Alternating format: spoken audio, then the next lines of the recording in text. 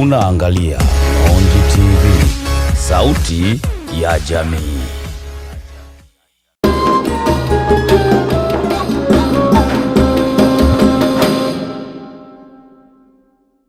Assalamu alaikum wa rahmatullahi wa barakatuh. Nahmaduhu wa nasta'inuhu wa nastaghfiruhu wa nastahdihi. Wa na'udhu billahi min shururi anfusina wa min sayyiati a'malina. Man yahdihillahu fala mudilla lahu wa man yudlil falan tajida lahu waliyan murshida. Wassalatu wassalamu ala rasulillah sallallahu wasallam wa baraka alayhi wa ala alihi wa sahbihi wa man nasurahu wa wala amma ba'd. Baada ya kumshukuru Mwenyezi Mungu Subhanahu wa Ta'ala, pamoja na kumtakia wingi wa ziada za rehma na amani kipenzi chetu na esi mwingine isipokuwa Mtume Muhammad sallallahu alayhi wa alihi wasallam, napenda kuchukua fursa hii kwenu, fursa adhim, ili mradi kuweza kuwaletea mada ambayo isemwayo au ijulikanayo kwamba Uislamu na jamii. Uislamu na jamii. Na mimi naoleta mada hii kwenu naitwa Sheikh Maulana Al-Habshi. Tumependa kuchagua kuileta mada hii Uislamu na jamii, tukaifanya kwamba Uislamu ni jina, lakini tuwafahamishe kwamba Uislamu ni nini mpaka uelezee mambo ya kijamii. Tunapozungumzia Uislamu kwa lugha nyepesi, kwa wanavyoelewa watu kwamba Uislamu ni dini. Sasa tunataka kuwafahamisha kwamba kumbe hii dini ya Uislamu ina mafungamano makubwa kabisa na jamii. Yaani dini ya Uislamu ni dini ambayo Mwenyezi Mungu ameileta ili maisha ya wanadamu waishi wakiwa ndani ya mazingira ya mfumo wa Uislamu. Lengo la Mwenyezi Mungu kuleta Uislamu, maana yake kwamba wanadamu wote wanatakiwa waishi ndani ya mfumo wa Uislamu. Wanadamu hao ndiyo jamii. Jamii ni binadamu ambao ndani yake wapo watu wenye imani ya Mwenyezi Mungu, kuna watu ambao hawana imani ya Mwenyezi Mungu, wamefungamana katika mambo mbalimbali. Kwa hiyo Uislamu unawakaribia hawa wote ili kwamba kuwavuta ili waishi Kiislamu. Kuishi Kiislamu ni vipi? Kuishi Kiislamu kama lilivyokuwa neno lenyewe kwamba Uislamu maana yake ni kujisalimisha kwa Mwenyezi Mungu ambaye ndio Bwana wa mbingu na ardhi, Rabbus samawati wal ardh. Uislamu ni kujisalimisha kwa Mwenyezi Mungu. Kujisalimisha ni nini? Maana yake kumkubali kwamba Mwenyezi Mungu ni mmoja ambaye ndio khaliqun, muumbaji, khalaqa kulla shay, ndio aliyeumba kila kitu. Mimi naezungumza na wewe unaonitazama na kunisikiliza na hawa ambao wengine wanaosikia, watu wote sisi tumeumbwa na Mwenyezi Mungu mmoja. Kwa hiyo ametuleta duniani ili mradi kwamba tuishi kama anavyotaka yeye, tusiishi kama tutakavyo sisi. Kama tutaishi kama tutaishi tutakavyo sisi, basi yatatokea madhara makubwa katika maisha yetu. Na haya tumeyaona katika dunia kwamba pale ambapo au sehemu ambayo tutakapokuwa tumemwacha Mwenyezi Mungu tukaishi kama tutakavyo, basi na Mwenyezi Mungu anatuacha katika rehema zake, anatuacha katika utukufu wake. Mwisho wake inatokea machafuko, inatokea maharibiko, inatokea madhara makubwa pia. Sasa tukaona kwamba hapana, kwa nini tusitumie fursa hii kama sisi mashekhe au viongozi wa dini, tutumie fursa hii ili kuwafahamisha watu kwamba huu Uislamu una mafungamano na jamii. Tunapozungumzia jamii ni tunakusudia watu, binadamu wenzetu. Maana yangu ni nini? Maana yangu kwamba Uislamu huu au mafundisho haya yanaowakaribia hii jamii ni mafundisho ya Mwenyezi Mungu, kwa maana tunatumia mafundisho kwa maana ya vitabu vya Mwenyezi Mungu. Tutatumia Qur'ani ya Mwenyezi Mungu, tutatumia Taurati ya Nabiullahi Musa kwa sababu ni kitabu cha Mwenyezi Mungu, tutatumia Zaburi ya Nabiullahi Daud ni kitabu cha Mwenyezi Mungu, tutatumia Injili ya Nabiullahi Isa ni kitabu cha Mwenyezi Mungu. Hivi vyote hivi kwa sisi Waislamu tumeambiwa tuviamini, na mafundisho yalikuwa mle ndani ya manabii walikuwa wanafundisha amani, utiifu na unyenyekevu katika jamii. Kila nabii alikuwa anaikaribia jamii kwa wakati wake, kwa maelekezo yake.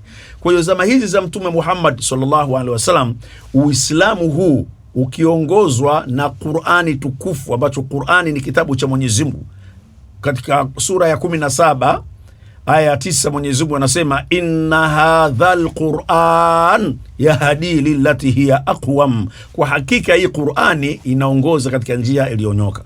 Kwa hiyo inatoka ilipokuwa inaifata Qur'ani jamii.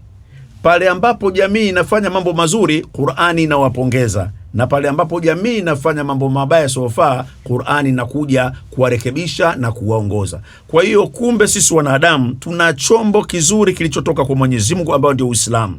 Tuna mwalimu mzuri aliyekuja kutufundisha ili tuishi vizuri ambaye ndio Mtume Muhammad katika zama za mwisho. Lakini tunacho kile kifundisho chenyewe ambayo ndio Qur'ani tukufu, ambayo ndio maneno ya Mwenyezi Mungu kwetu sisi ili tuishi. Kwa hiyo hatuna sababu sisi ya kuishi vibaya, yakatokea machafuko, watu wakawa hawapendani binadamu kwa binadamu. Hili ni tatizo la kwetu sisi wenyewe na wala sio tatizo la Mwenyezi Mungu. Tunatumia fursa hii ili kuijia jamii, kuwaletea mafundisho ya Mwenyezi Mungu ili jamii ibadilike. Kwa sababu gani? Sisi wote ni wanadamu. Tunapozungumzia jamii tunakusudia watu wenye imani, Waislamu binadamu, Wakristo binadamu, Wayahudi binadamu, Shinto, Kukuni, Panjabi, wote hawa ni wa binadamu.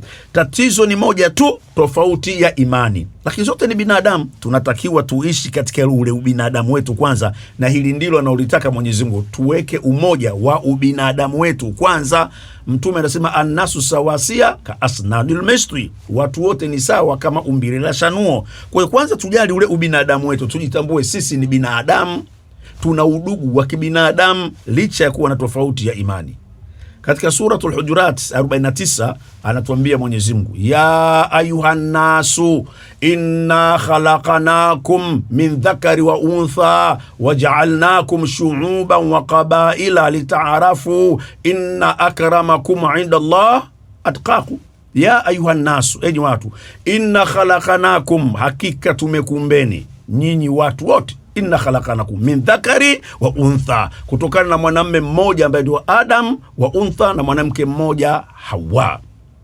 Waja'alnakum shu'uban wa qabaila, nikajalia mimi Mwenyezi Mungu yakapatikana mataifa na makabila. Yani mataifa yote duniani yametokana asili yake Adam na Hawa. Baada ya kuzaa vizazi, Mungu akatengeneza mataifa. Kwa hiyo ukisikia kuna taifa kadhaa, Kenya taifa, Tanzania taifa, Burundi taifa na mabara yake, lakini haya yote yametokana na mtu mmoja Adam na mke wake Hawa. Wa qabaila, na Mwenyezi Mungu akatujalia makabila. Kwa hiyo ndani ya taifa kuna makabila mbalimbali. Hata kwetu Tanzania tuna makabila mengi sana. Haya yote tofauti ya makabila haimaanishi kila Mungu kaumba kabila lake na mataifa yake. Mungu bado ni mmoja, na Mungu katuletea haya makabila sio tugombane, litaarafu. Mungu anasema tupate kujuana, huyu Mzaramo, huyu Mdengereko, huyu Mchaga, huyu Mkolia, kwa kabila zote hizi lengo tujuane, tuwe kitu kimoja. Mbora mbele yenu au mbele ya Mwenyezi Mungu ni yule mtu ambaye anayenyenyekea kwa Mwenyezi Mungu. Mungu anasema mtu huyo ni mtiifu na mtu huyo ni bora sana.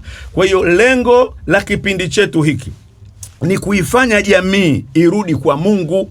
Jamii itakapokuwa imerudi kwa Mungu, mambo yote haya ambayo tunaishi nayo yatakuwa, yani shida, matatizo tunayoyapata yote yataondoka na maisha yatakuwa vizuri. Jamii ina nini? Na kwa nini tuifuate jamii? Na kwa nini tusiache tu jamii kaendelea na mambo yao, wakabakia watu tu wanaswali? Lakini kicho kitendo cha kuswali chenyewe, ili mtu aswali aingie msikitini, lazima wale watu wafatwe, waambiwe umuhimu wa swala. Wakishajua umuhimu wa swala, ndio watatoka, watakuja msikitini. Kwa hiyo jamii hii lazima ifatwe. Kwa maana gani? Kwa maana kwamba leo kuna miongoni mwa watu wengi hawaishi kama anavyotaka Mwenyezi Mungu. Ile swala tutano hawataki kuswali. Utakuta mtu ni Muislamu lakini yeye kuswali haswali. Uislamu tu ndo anao yeye wa dini, lakini aswali mtu huyu. Hii ni jamii inaoishi iliyopotoka. Yaani mtu anaishi katika Uislamu lakini anayoyafanya yako nje ya Uislamu. Hawa lazima wafatwe au tuwafahamishe kwa amani na upendo ili waelewe. Ndio maana tukasema kipindi hiki ni kipindi cha kukuzindua wewe Uislamu na jamii. Tunaifuata jamii kuikumbusha kuna Mwenyezi Mungu. Mwenyezi Mungu katuleta na hitaji 1, 2, 3. Lakini ukiachia kuishi katika maisha ya kiibada, hii ya kuswali, kufunga, kuhiji, wale wanaohiji, wanaofunga, wanaoswali, tutawapongeza na tutajipongeza na tutatia na moyo ili tuendelee, iwe jamii bora Kwa hiyo ukiona watu wanaswali, wanamwabudu Mwenyezi Mungu, basi Uislamu umewafikia, Uislamu umewaokoa, imeokoa jamii. Lakini wale ambao bado hawajaingia katika mafundisho ya Uislamu, tunawaokoaje? Maana yake kwamba ndo tunawalingania hivi bil hikma wal mau'izati hasana, kwa hekima na mawaidha yaliokuwa mazuri, mawaidha mema. Huenda mtu akasikia akabadilika. Ndio desturi jinsi ilivyo. Kwa sababu gani? Leo tunayo jamii yetu kubwa sana katika nchi yetu ya Tanzania, lakini na katika nchi nyingine. Mimi pata bahati ya kutembea nchi nyingi hapa duniani. Nimetembea nchi nyingi au mataifa tofauti tofauti nimetembea. Tumejifundisha mambo mengi katika kutembea huko, lakini tumeona